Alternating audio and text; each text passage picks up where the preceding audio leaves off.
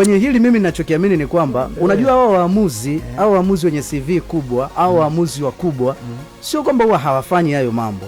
Huwa wanafanya, lakini kiuhalisia ni kwamba unapoharibu mchezo fulani au unapofanya maamuzi ambayo sio sahihi katika sehemu fulani, unachafua pia CV yako.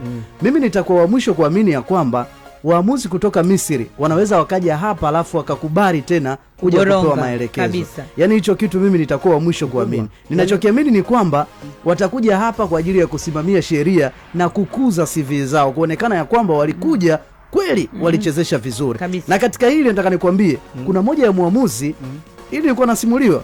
Kuna moja ya muamuzi waliwahi kuja hapa Bongo kuja kuichezesha timu moja kwenye michuano hii ya kimataifa. Hiyo timu ikataka kufanya namna gani? Kitu ambacho kilitokea kilikuwa ni kigumu sana. Kwa hiyo maana yake ni kwamba hao waamuzi huwa wanakuja pia wanatamani CV zao ziwe kubwa na kila mtu aweze. Umesikia Isa?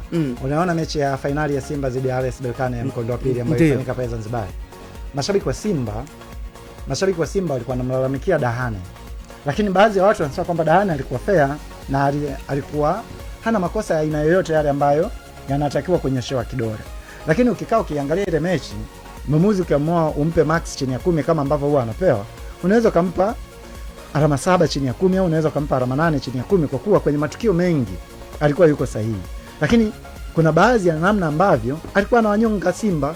Kuna baadhi ya matukio ambayo haya matukio madogo ndio ambayo yanapelekea wachezaji kutoka mchezoni.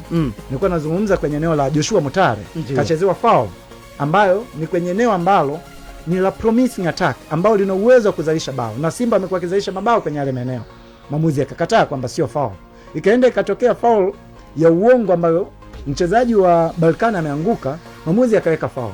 Benchi la Simba likataharuki na ikaenda kutoka kadi kwenye benchi la ufundi la klabu ya Simba. Kwa hiyo taratibu maamuzi anaanza kuwatoa mchezoni. Tukio jingine ni Joshua